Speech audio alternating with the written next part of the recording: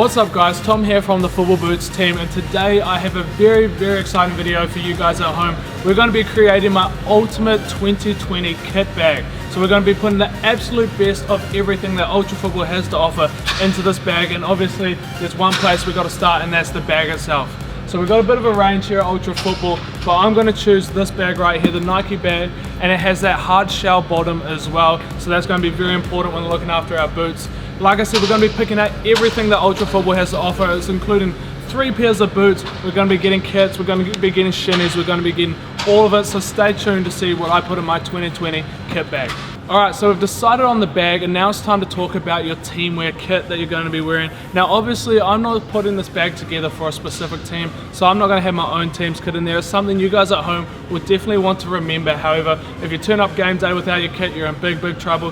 Here at Ultra Football, they've got a team wear section. This means there's heaps of playing shirts which we can add logos, branding, all that sort of stuff too. So we're going to have a bit of a look around in here. We might have a look at some of my favorite options, and we might include one of those in the bag.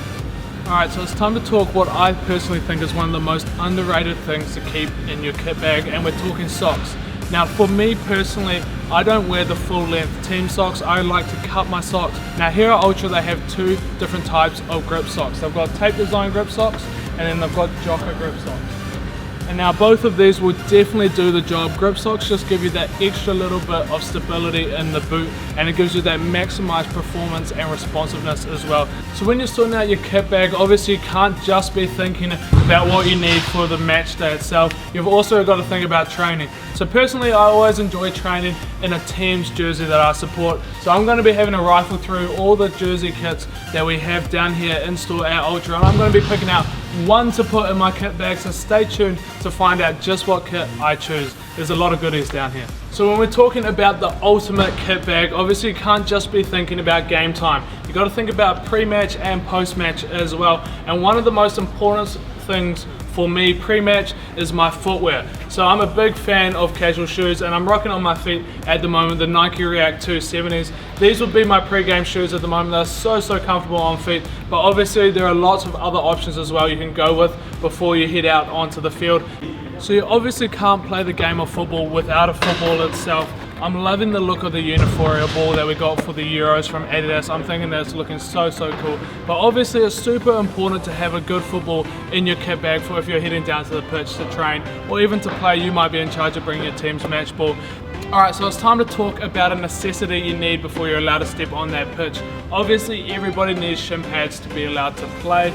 Now there's a wide range of shin pads you can choose from as well. For me personally, I don't really like wearing shin pads at all, so I tend to go for the smallest, littlest, most out of the way ones. But there's a lot of technology that's now starting to turn up into shin pads. So I'm going to pick one of these bad boys out, and we'll chuck it in the gear bag for the reveal later on as well.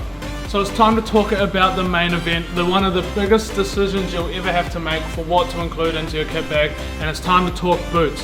Now when we're talking boots, there's a lot of factors that come into making a choice to which ones to include, and obviously for the ultimate kit bag, what ones are the best on the market right now. There's a lot of things, such as most obvious of course is the upper material. So my left hand I got the copper, and the right hand I got the Predator, and obviously the copper is a leather makeup while the Predator is a synthetic knit makeup, but obviously with the rubber elements on it now being the Predator 20 model.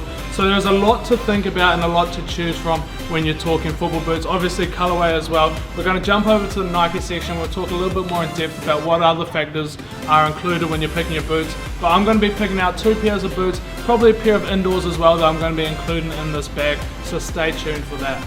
So still talking boots, and as well as colorways and materials used on the upper, it is also really important to flip over and look at the bottom of the boot and talk about sole plates. If you know you're going to be playing week in week out on a muddy Sunday league pitch, you might want to look at getting some soft ground studs, whereas if you know you're playing on a synthetic 3G pitch every week, you might want to go for an AG sole plate. So it's a really important factor when you guys are looking at what boots to include in your kit bag. For me it's not too big of a deal, so I'm going to have a bit of play around. I'm going to have a look around at what boots I want to pick off the wall and put in the kit bag, but stay tuned because I'll be revealing that later on in this video. So we're back down on teamwear now, and we're going to be looking for a training jacket and some training pads for those cold winter nights when you just need to be that little bit warmer, keep the heat in with your body, keeping your muscles warm. Obviously there are heaps of options, Adidas and Nike the biggest of the two brands, and also you can be choosing if you want a big warm hoodie or if you want quite a lightweight thin feeling track top. So there's a lot of options to go through here. I'm going to pick out one of each and we're going to have a bit of a look around, and then you'll get to see what's in my bag at the end of this video. Another one that can get really easily overlooked both for recovery but also in game as well is compression.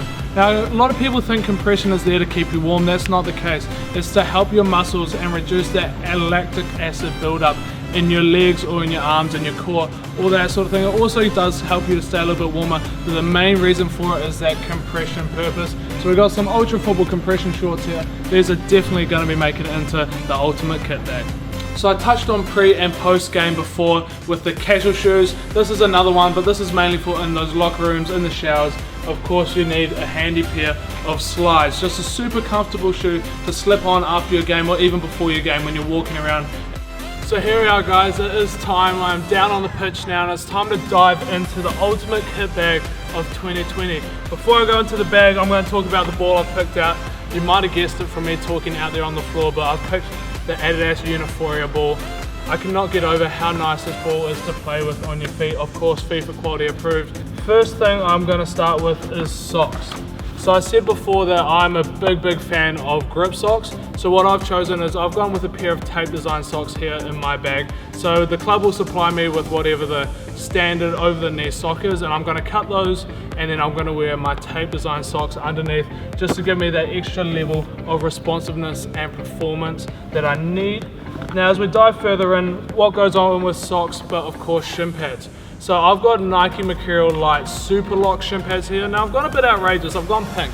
That's because that's the smallest size shin pad I could find, because personally that's what I prefer. But the Super Lock shin pads are really sick. So they've got dimples on the top of the shin pad which grip onto your sock, which means you don't find them sliding all over the place and being really annoying falling out. Now let's go into a bit of training wear. So for my training, I struggled to pick just one shirt which I would want to wear for my trainings.